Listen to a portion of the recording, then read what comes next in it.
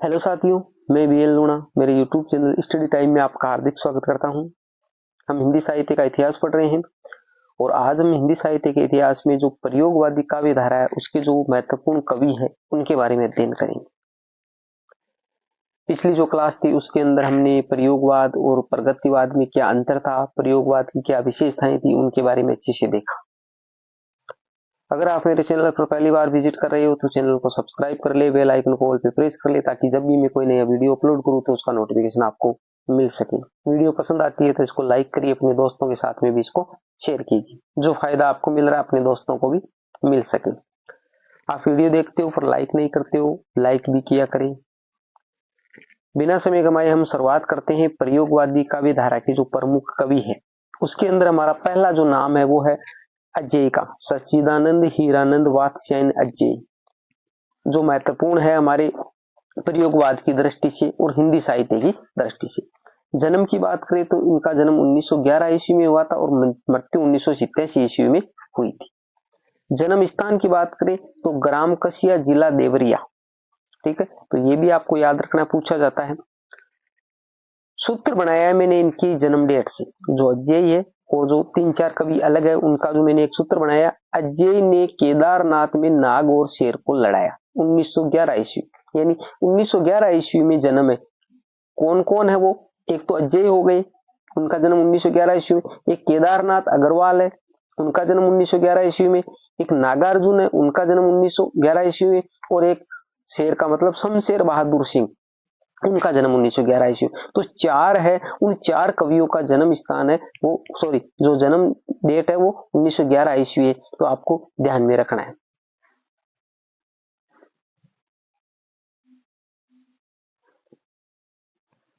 आगे बात करें प्रमुख रचनाओं की, यानी अज्जेय उनकी कौन कौन सी रचनाएं।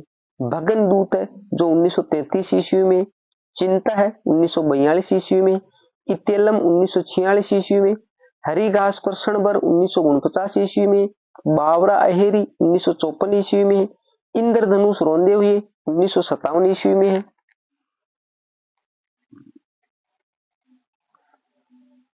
इंद्रधनुष रोंदे 1957 ईस्वी हो गया। अरियो करुणा प्रभा में 1959 ईस्वी में, आंगन के पार द्वार 1961 ईस्वी में, कितनी नावों में कितनी बार, और नदी की बांक पर छाया 1981 ईस्वी। यानी ये जो 10 महत्वपूर्ण जो रचनाएं हैं वो जो हमारे अज्जेय से संबंधित है। इनका भी मैंने एक सूत्र बनाया जिससे आपको ये सारी रचनाएं वो याद हो जाएगी, क्योंकि इनकी रचनाओं को आपको नाम तो याद रह जाते भाई ये रचना अज्जेय की है, परंतु इनको आपके यहाँ से क्वेश्चन किस प्रकार का पूछा जाता है, आपको इसको क्रम से सेट करना होता है। तो वो क्रम वाला क्वेश्चन है वो जैसे गलत हो जाता है। जैसे मान लिया आपने 1 नंबर पे जैसे ये इतेलम नाम दे दिया, फिर 2 नंबर पे आपके जैसे अरियो करुणा करवा, ये ओ करुणा प्रभा में ये दे दिया। 3 नंबर पे आपके जैसे मान लिए चिंता है वो दे दिया। 4 नंबर पे ये नदी की बांक पर छाया ये दे दिया। अब इस प्रकार आपको अव्यवस्थित करके दे रखा होता है, तो इसको आपको क्रम से सेट करना होता है कि पहले कौन सी आएगी। तो ठीक है, उस प्रकार जैसे पहले चिंता आएगी, फिर तेलम आएगी, फिर हमारे अरे वो करुणा प्रभा में आएगी, उसके बाद में नदी की बांक पर छाया ये आएगी। तो ये क्रम है वो अच्छे से आपको सेट करना होता है। तो इनका मैंने एक सूत्र बनाया जो आगे देखते हैं। 11 नंबर पे रूपाम्बरा। अब सूत्र क्या बनाया मैंने, सूत्र ये है, इसमें पहले एक देखो ये थोड़ा संशोधन कर लीजिए। यहाँ पर जैसे का नहीं है, का नहीं है, यहाँ पर ए और आ है, ए और आ है, ये संशोधन कर लीजिए। अब देखिए बच्ची ई है बाई आ, बच्ची ई है बाई आ, 33 94 35 322।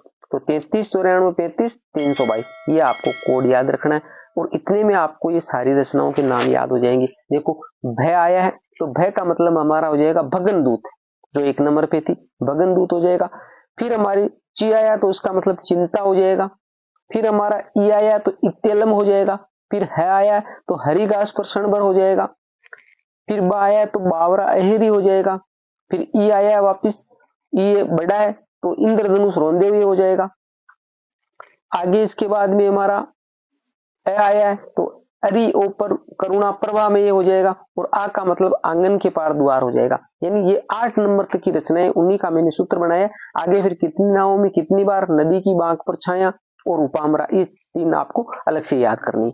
अब इसको आपको सेट कैसे करना है, तो देखिए पहले हमारा नाम आया भ, तो कौन सा आया भगनदूत, तो वो यहाँ से कोड में से 33 रखना है, तो 1900 तो आपको याद रखना है, 1933 है, उस 1933 के अंदर हमारा कौन सा हो जाएगा, भगनदूत हो जाएगा। फिर ची आया तो चिंता, चिंता उसके अंदर हमारे को देखो ये 9 आया तो 9 ऐड करना है, तो 33 में जब 9 ऐड करते हैं तो 1942 होता है, तो 1942 ईस्वी के अंदर हमारा क्या हो जाएगा, चिंता हो जाएगा। उसके बाद में ई है तो इतेलम है, तो इतेलम के अंदर हमारे आगे क्या है, 4 आया तो 4 ऐड करने, तो हमारा हो जाएगा 1946 ईस्वी, 1946 ईस्वी, तो 1946 ईस्वी के अंदर हमारे क्या हो जाएगा, इतेलम हो जाएगा। फिर उसी प्रकार आगे ऐड करते जाना है, उसके अंदर 3 ऐड करने, तो हमारा हो जाएगा 1949 ईस्वी, तो 1949 में हो जाएगा हरी घास पर क्षण भर। फिर 1949 के बाद में 5 ऐड करने हैं, तो 5 ऐड करेंगे तो 1954 हो जाएगा, तो 1954 ईस्वी में हमारा क्या हो जाएगा, बावरा अहेरी। फिर इसके बाद में हमारे 3 ऐड करने हैं, तो 54 में 3 करेंगे तो 57 हो जाएंगे, तो 1957 में हो जाएगा इंद्रधनुष रौंदे हुए। फिर इसके बाद में 2 ऐड करने हैं, तो 1959 हो जाएगा, 1959 के अंदर हमारा क्या हो जाएगा, अरियो करुणा प्रभामयी, क्योंकि ए आया और फिर बाद में आ है, तो आंगन के पार द्वार है वो 2 ऐड करते हैं 1961 में हो जाएगा। तो ये सारा जो कोड और सूत्र है आपको सिर्फ एक लाइन याद करनी है, एक लाइन याद करनी है, बच्ची ई है बाई आ और 33 94 35 322, 33 94 35 322, इतना सा याद करोगे सारी रचनाएं वो क्रम से आपको याद हो जाएगी, और यहाँ से फिर किसी भी प्रकार का आपको क्वेश्चन है चाहे पूछे वो गलत नहीं होगा। और ये लाइन याद करोगे तो इसी भय से आपको याद रह जाएगा, भगनदूत ची से चिंता, ई से इतेलम, है से हरिघास पर क्षणभर, बा से बावरायरी, ई से इंद्रधनुष रोंदे हुए, ऐसे अरियो करुणा प्रभा में, आ से आंगन के पार द्वार। तो एक क्रम से आपको याद भी हो जाएगा, 1-2 बार करोगे तो ज्यादा लंबा चौड़ा लफड़ा नहीं रहेगा। इसके बाद में है कहानी संग्रह, यानी जो अजय उनकी कहानी संग्रह, परंपरा, त्रिपतगा, जेदोल, कोठरी की बात और शरणार्थी, ये कहानी संग्रह। यहां से आपको क्वेश्चन पूछा जाता है कि निम्न में से ये किस प्रकार की विधा है, तो जैसे कहानी संग्रह है, कहानी है, उपन्यास है, ठीक है, एकांकी है, तो ऐसे क्वेश्चन पूछे जाते हैं, तो ये भी आपको याद रखना, ये सारे क्या है, कहानी संग्रह। आगे उपन्यास, जो अजय की उपन्यास है, महत्वपूर्ण उपन्यास है, शेखर एक जीवनी, नदी के दीप और अपने अपने अजमीन, तीनों ही उपन्यास है वो मोस्ट है, शेखर एक जीवनी, नदी के दीप और अपने अपने अजनबी। अजय द्वारा निम्न पत्रिकाओं का संपादन किया गया, विशाल भारत है जो पत्र है वो कोलकाता से निकलता था, सैनिक है वो आगरा से निकलता था, दिनमान है वो दिल्ली से निकलता था, प्रतीक और नव भारत टाइम्स, ये जो 5 जो पत्र है महत्वपूर्ण जिनका जो संपादन है वो अजय ने किया था। यहाँ से क्वेश्चन आ सकता है निम्न में से किस पत्र का संपादन अजय ने नहीं किया, तो इनमें से जैसे 3 नाम इनमें से आ जाए, एक नाम कोई दूसरा दे देगा।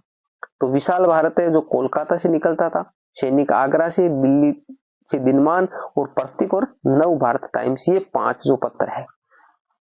अब इनको जो अजय को कुछ पुरस्कार दिए गए हैं, तो देखो आंगन के पार द्वार, आंगन के पार द्वार है, इस पे 1964 ईस्वी में साहित्य अकादमी पुरस्कार मिला है।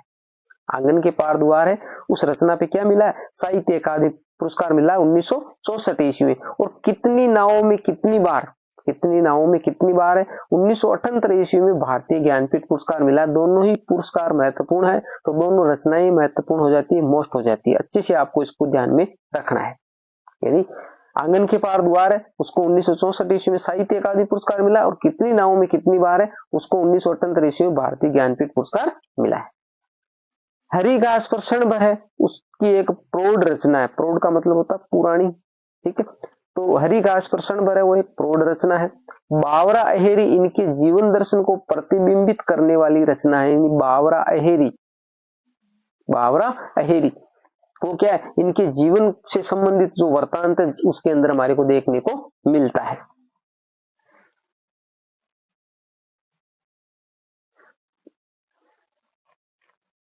इंद्रधनुष रौंदे हुए रचना में नए कवियों की भावनाओं को अभिव्यक्त किया गया है। इंद्रधनुष रोंदे हुए में जो नए कवि है उनकी भावनाओं को, आपसे इनकी विषय वस्तु के बारे में पूछा जा सकता है, इसके अंदर क्या विषय वस्तु है, तो इंद्रधनुष रोंदे हुए जिसके अंदर क्या है, नए कवियों की भावनाओं को जो व्यक्त किया गया है, अभिव्यक्त किया गया है। हिंदी साहित्य में इनको कठिन गद्य का प्रेत भी कहा जाता है। अब देखिए, कठिन हिंदी साहित्य में इनको कठिन गद्य का प्रेत कहा जाता है। तो एक होता है पद्य, भाई पद्य होता है ना, तो पद्य का जो प्रेत किसे कहा जाता है या काव्य का प्रेत किसे कहा जाता है, तो कठिन काव्य का प्रेत या कठिन पद्य का प्रेत, वो हमारे मैंने आगे यहाँ पर लिखा है, कठिन काव्य का प्रेत केशव को कहा जाता है, केशव को कहा जाता है। अब देखिए, हिंदी साहित्य में इनको कठिन गद्य का प्रेत कहा जाता है, तो कठिन गद्य का प्रेत है वो हमारे अजय हो गए, सच्चिदानंद, हीरानंद, वात्स्ययन, अजय। और कठिन गद्य का या कठिन काव्य का प्रेत है वो हमारे केशवदास हो गए। अब केशवदास है वो किस काल के कवि थे, केशवदास है वो किस काल के कवि थे, तो हमने आगे जो पीछे पढ़ के आए हम, आदिकाल, भक्तिकाल, रीतिकाल, आधुनिक काल हमारा वर्तमान में चल रहा है। तो ये केशवदास किस काल के कवि थे, मेरे को आप कमेंट करके बताइए कि ये किस काल के कवि थे। इनको वेष्टि चेतना का कवि भी कहा जाता है। वेष्टि चेतना का मतलब हो गया, वेष्टि यानी व्यक्ति होता है, ठीक है, तो व्यक्तियों में चेतना भरने का जो काम है वो किसने किया, अजय ने किया है, तो इनको वेष्टि चेतना का कवि भी कहा जाता है। अच्छे से आपको ध्यान में रखना है। अब इसके बाद में हमारा आया है भवानी प्रसाद मिश्र। भवानी प्रसाद मिश्र, इसको भी हम देख लेते हैं, जो हमारे प्रयोगवादी काव्य धारा है उससे संबंधित कवि है ये। जन्म की बात करें तो 1914 ईस्वी में इनका जन्म हुआ था। मृत्यु की बात करें तो 1985 ईस्वी में हुई थी भवानी प्रसाद मिश्र। इनकी जो प्रमुख रचनाएं, ज्यादा महत्वपूर्ण इनसे संबंधित वर्णन है नहीं, क्योंकि इनसे संबंधित जो इनकी जन्म और मृत्यु के बारे में कम ही पूछते हैं, बाकी इनकी जो रचनाओं के बारे में पूछते हैं। तो गीत फरोश ही नहीं है, या गीत फरोश ही है, ये गीत फरोश है, ठीक है, गीत फरोश, ये मात्रा नहीं है, इसके हटा देना। तो गीत फरोश रचना है। सतपुड़ा के जंगल, टूटने का सुख, अंधेरी कविताएं, बुनी हुई रस्सी, ये मोस्ट रचना है, बुनी हुई रस्सी, कालजयी, सन्नाटा, सने शपथ। तो ये इनकी महत्वपूर्ण जो रचनाएं। अब इनसे संबंधित कुछ जो महत्वपूर्ण पॉइंट है, इनको कविता का गांधी भी कहा जाता है, ये लाइन मोस्ट है, यानी कविता का गांधी किसको कहा जाता है, तो वो हमारे भवानी प्रसाद मिश्र है। बुनी हुई रस्सी, जो मैंने आपको बताई कि महत्वपूर्ण रचना ये, तो बुनी हुई रस्सी है वो 1972 ईस्वी में इनको क्या है, साहित्य अकादमी पुरस्कार मिला है। बुनी हुई रस्सी पे साहित्य अकादमी पुरस्कार मिला है। ये जितने भी जो पुरस्कार मिले हुए, इन पुरस्कार वाली रचनाओं को तो आपको अच्छे से दिमाग में रखना है, क्योंकि ये मोस्ट हो जाती है रचनाएं, तो इनसे संबंधित क्वेश्चन अक्सर पूछते हैं। दूसरी बात है, ये जितने भी जैसे साहित्य अकादमी पुरस्कार है, भारतीय ज्ञानपीठ पुरस्कार है, इनकी हम एक क्लास अलग से ले लेंगे और उसके अंदर सारे पुरस्कार आपको क्रम से बता देंगे। अब इसके बाद में है गजानन माधव मुक्तिबोध। तो गजानन माधव मुक्तिबोध है, उसको हम अगली क्लास के अंदर देखेंगे।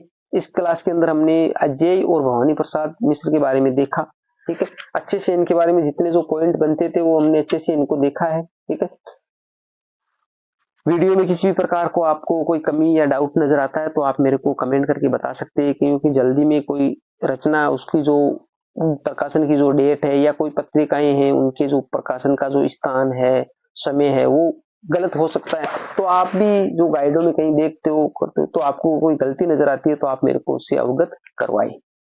वीडियो पसंद आई है तो इसको लाइक करिए, अपने दोस्तों के साथ में भी शेयर कीजिए। अभी तक आपने चैनल को सब्सक्राइब नहीं किया तो सब्सक्राइब जरूर कर ले। मिलते हैं अगली वीडियो में, तब तक के लिए जय भीम, जय भारत।